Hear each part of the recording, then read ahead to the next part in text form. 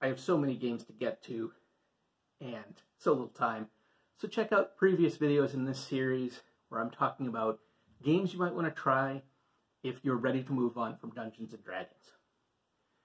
I've already got 2 videos in the can. This is my 3rd, and we'll see if I can get this all out in a 3rd video, because I think I actually have more games now than I did before. I'm moving away from the fantasy genre, but quick note before I do, I would be remiss to not mention a couple others. I have The Age of Shadow, which is one that I think I've done a quick video on before. This is part of Open Quest, which is kind of like the OGL, but for a version of basic role-playing, sort of. It's, I don't know. Honestly, I didn't follow any of what went on with this, so I find it very confusing. But this is very similar to basic role-playing. So if you want to get basic role-playing while it's currently unavailable, this is not a bad option. It's inexpensive. You can get it on Lulu. I really enjoyed reading it, and it made me fall in love with basic role-playing again. Not that I ever fell out of love that much. And I'm using this as kind of a placeholder because I don't own a copy of Warhammer Fantasy Role-Playing. I have Zweihander, which is apparently kind of the serial numbers filed off version of it.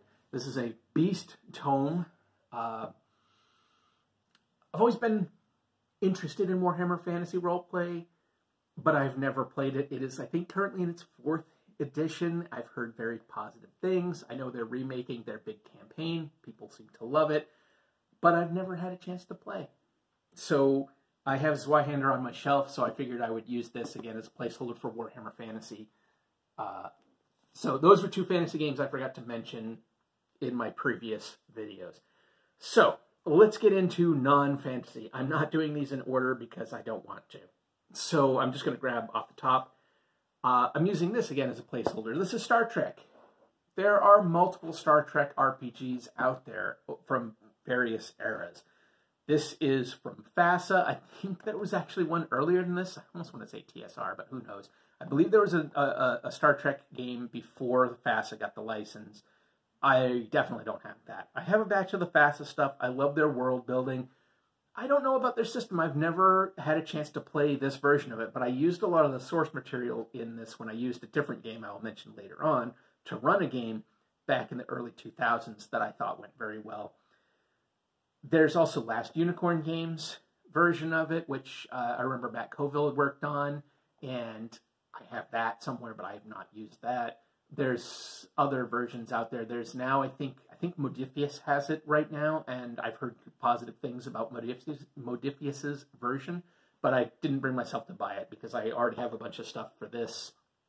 I haven't run it anytime recently. I don't know the next time I'm going to get a chance to run something Star Trek, and to be honest, I would probably use that same system, which I will mention later, to run it if I ran it again. I thought that system was fantastic and worked so well for it. I guess I'll set this here. So, keeping sort of in the same thing, and actually because I'm currently in a game of it, Star Wars role-playing game. This is the West End version. This is 2nd edition revised, which is probably my favorite version of it. 1st edition is solid. I think it's a very good game. They reprinted that a few years ago. 2nd edition made some changes that I think kind of weren't very good. And 2nd edition revised fixed those changes and made it good. What I like about 2nd edition revised that the 1st edition doesn't have is I like the exploding dice. When you roll a certain number, you have the chance, it gives you the chance to do really over-the-top, crazy, wild stunts, which I think is very cool. And that's sort of missing from the 1st edition. It feels a little bit restrained. But, yeah. So, then unfortunately, not available anymore. But I feel like you can get this for not crazy prices online. There have been so many different versions of this. It's currently, I don't even know who's doing it currently, because I think it was being done by Fantasy Flight, and I think that's still available, but I think Fantasy Flight lost the license, so I don't even know where Star Wars is at yet. This is the version that I have liked the most. I have tried a couple of other versions, but not the newest. So, Star Wars. Here. Because I mentioned it a few times with the Star Trek thing, Over the Edge, this is the second edition. There is a third edition. I didn't love it. There were system changes that felt like they were made for the sake of making system changes. I didn't love the way that came out, and I felt like the teeth on the setting were pulled, because the setting was very William S. Burroughs, and it doesn't really feel like that in the new edition. But, you know, whatever, to each their own. But Over the Edge second edition, cool, weird game. Again, feels very William S. Burroughs, a little bit Hunter S. Thompson, kind of The Prisoner, you know, that kind of thing. But the system is fantastic. This, if I had to pick a second favorite game, and I almost would put it as my first, but if I had to pick a second favorite game mechanic after basic role-playing, it would be I think it's now being put out on Atlas's website as Warp. But the system for this, I think, is phenomenal. I love it. It's super rules light, super adaptable. I absolutely love it. So Over the Edge second edition in particular, I think this is probably my favorite version of the game. Love the game mechanic. And I think worked amazing for Star Trek. That's what I had used it for. I thought it was a great system for running Star Trek. And I also ran, I used the Cyberpunk 2020 setting and ran that with Over the Edge. I thought it worked very well as well. All right, just talking about media tie-ins with Star Trek and Star Wars, I just want to make you aware there is a Dune RPG. The movie did extremely well, which is a nice change of pace for Dune. There's a Dune RPG. Heard positive things. Haven't tried it out. I'm very curious to check it out. I haven't read this copy. This was gifted to me last year, and I have been bad. I just haven't gotten to reading it. But it's out there.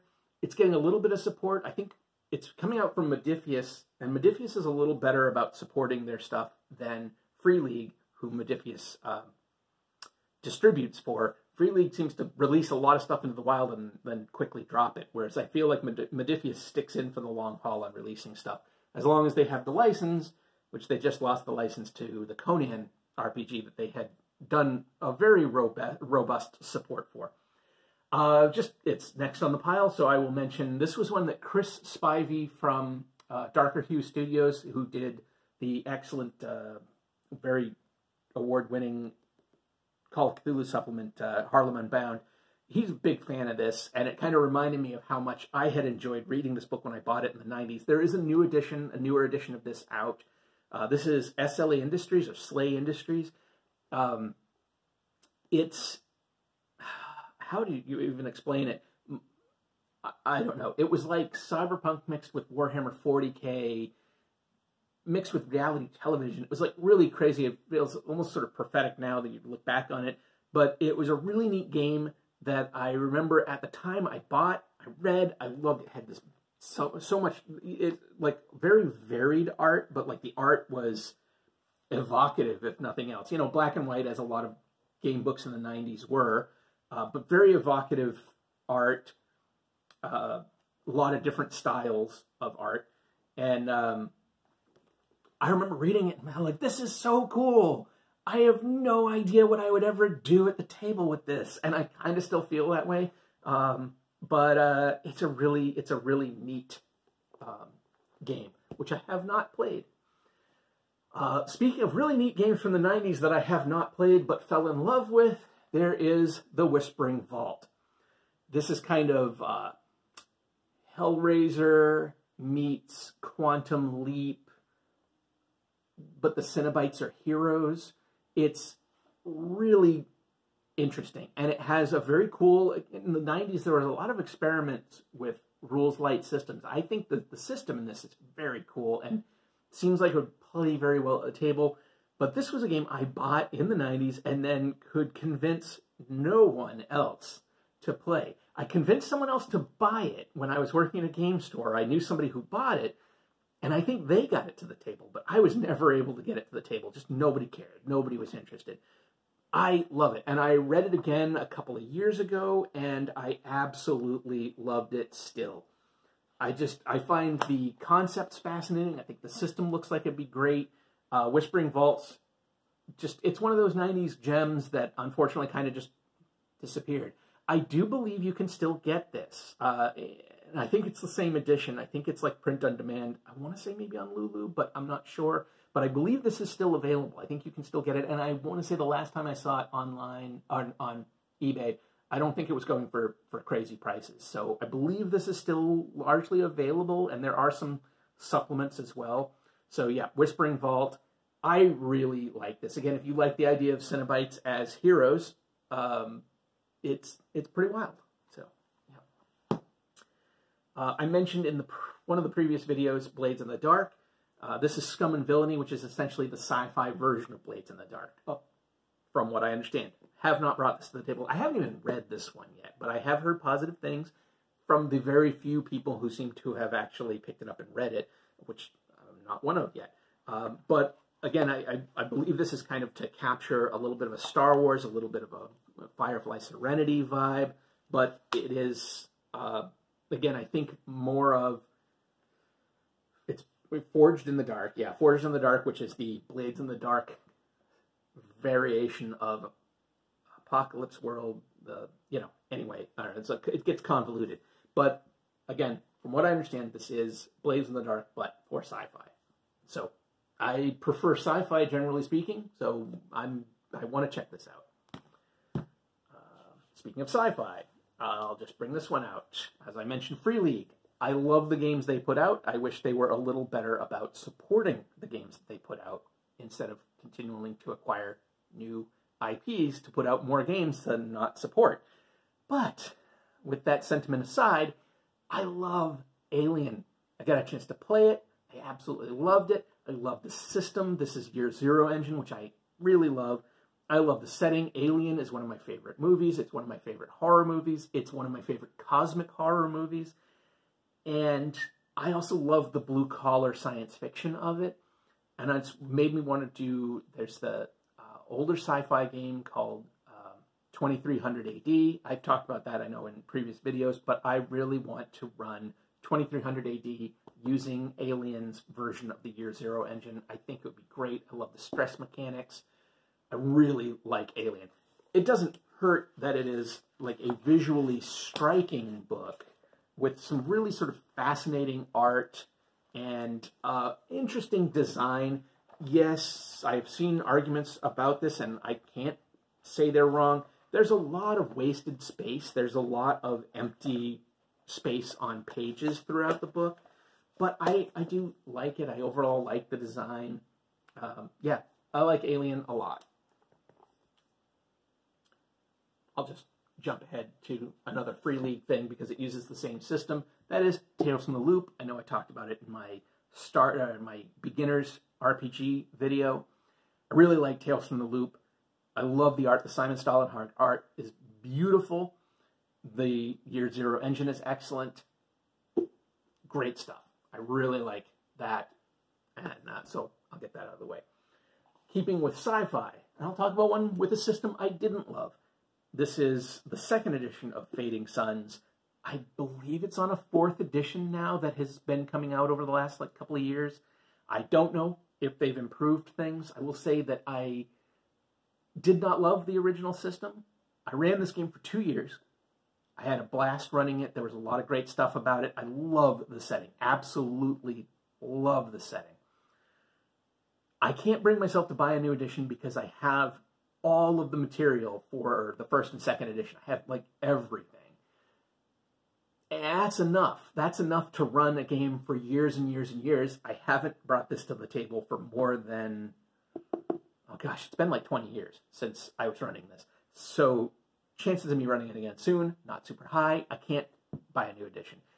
If I did bring this to the table again now, I suspect I would use basic role-playing. I think that it would work really well for the setting.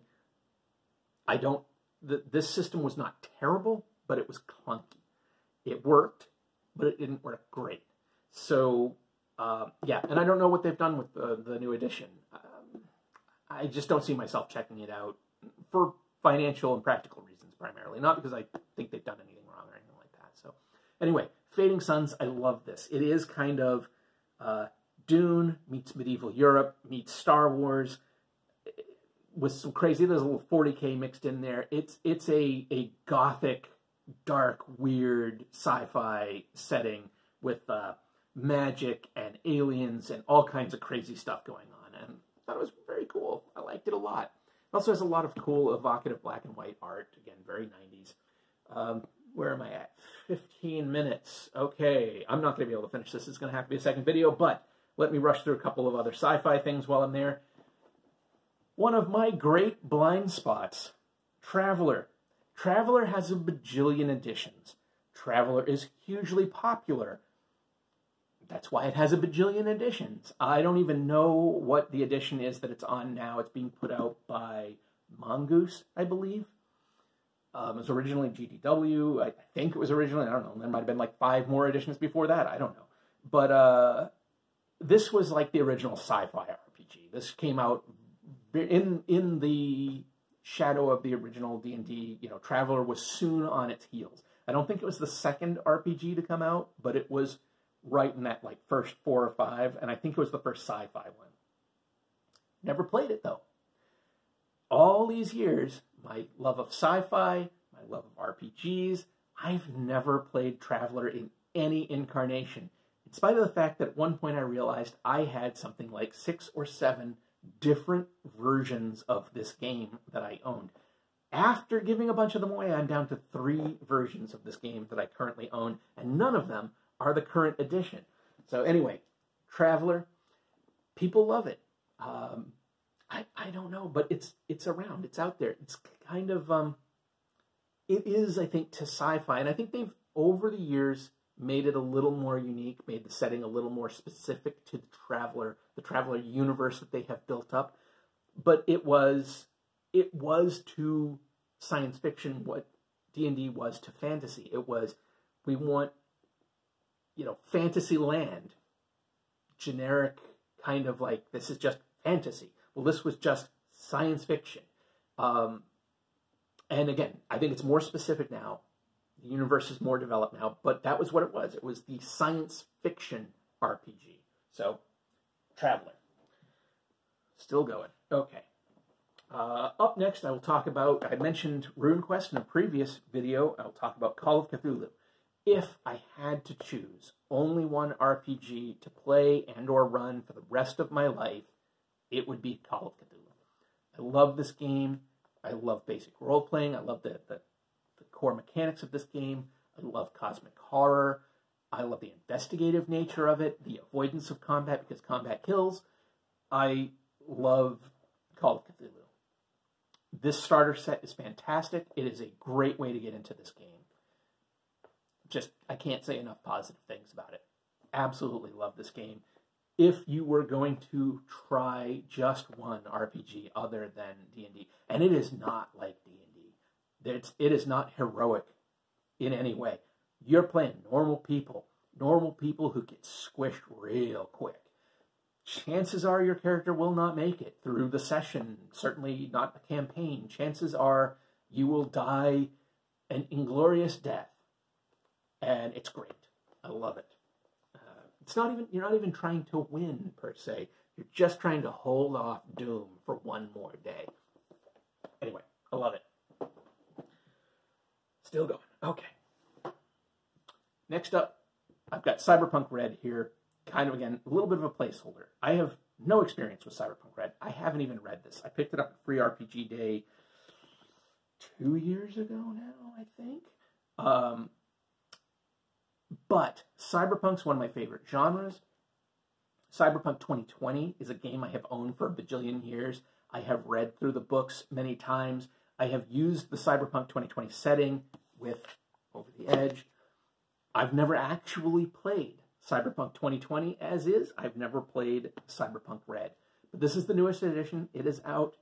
I have heard that there are many improvements, but I have also heard some people say there were some things that were not as good as 2020, some complaints. But whatever the case, it's out.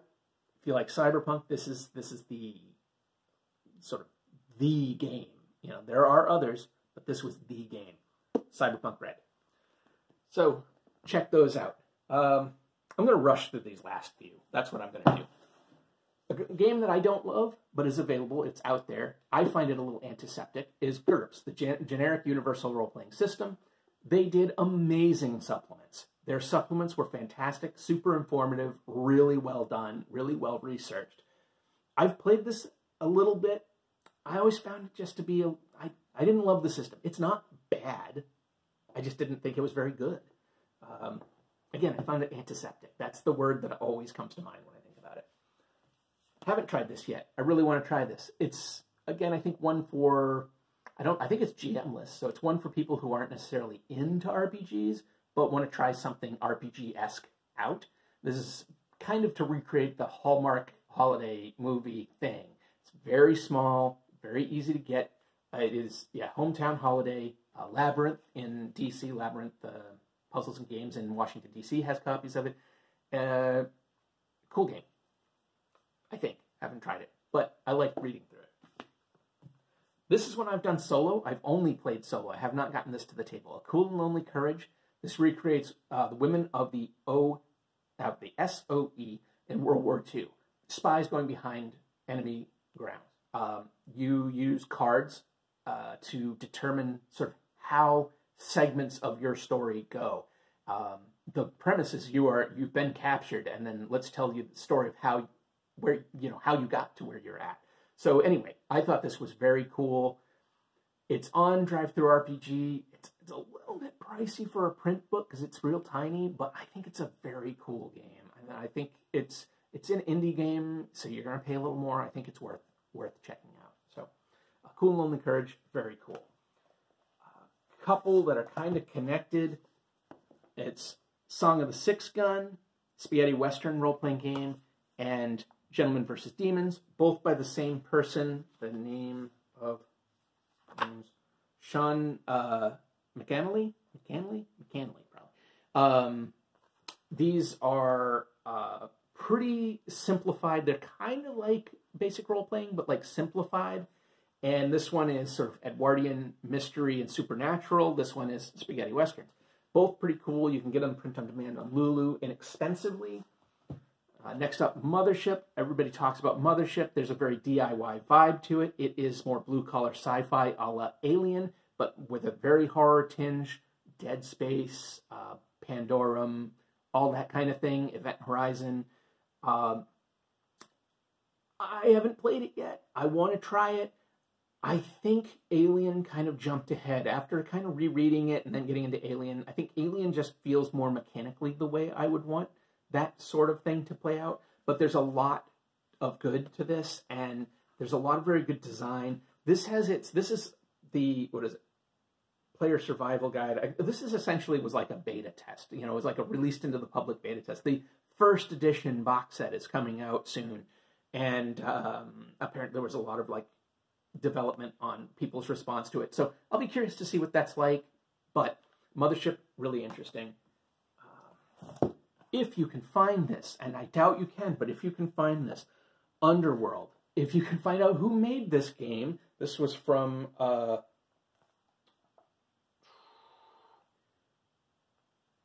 Sinister? Is it Sinister Systems? Sinister Creative Systems, maybe? That might be what that says. This game is so cool, and it went so under the radar. It's like Neil Gaiman's Neverwhere, all that kind of thing. Very cool urban fantasy. I have to rush through these last couple of things. Solo game that I absolutely loved. 1,000-Year-Old Vampire. Very, very, very cool. Blue Planet. This has a new edition coming out, or maybe it has just come out. This is very neat sci-fi, very sciencey, a little bit of cosmic horror, very grounded, a little cyberpunk-ish, but I loved this game. The setting is fantastic. The creation of the setting is fantastic. I remember the system being okay, but the organization in the first edition was terrible. I have the second edition, but I have never read it, so I don't know if they improved the organization. But I always will have a fondness for this, even though it was also some of my biggest failings as a game master. I have heard this described as very edgelordy. This is Unknown Armies. This was very 90s. It was kind of maybe trying to take Call of Cthulhu into new grounds, but it's not really quite that same. You could almost say it's like a bridge between Call of Cthulhu and Over the Edge, but not quite. One of my single best sessions of RP ever. came out of this game. But also looking back on it, I'm like, yeah, it was maybe a little edgy for edgy's sake. This is, I think, on maybe its 3rd edition. I only have this edition. I don't know what it's like now, but it was an interesting horror, conspiracy, supernatural, weird kind of game, and had some cool mechanics about like your passions and that sort of thing. So, all right, that's it. I kind of rushed through that end. Sorry about that. I only have a limited amount of time that I can record on these, and these are all one take. So I hope you enjoyed taking a look at games that are not Dungeons & Dragons that you might want to check out. I realize I have earlier editions, but they are hopefully games that are out in new editions. And I know that I mentioned at least this one, which I don't believe has ever been reprinted or put into another edition. But if you can find this on eBay, it's so cool. Underworld, it's called. It uses a system of coin flips, kind of like Prince Valiant. But anyway, I'm going to enjoy my Moxie and rum. Good stuff. Hope you enjoyed that video. Check out links below. There's the usual tomfoolery down there. Support me on Patreon if you feel like it. Check out my short stories if you feel like it. You know the drill. Take care.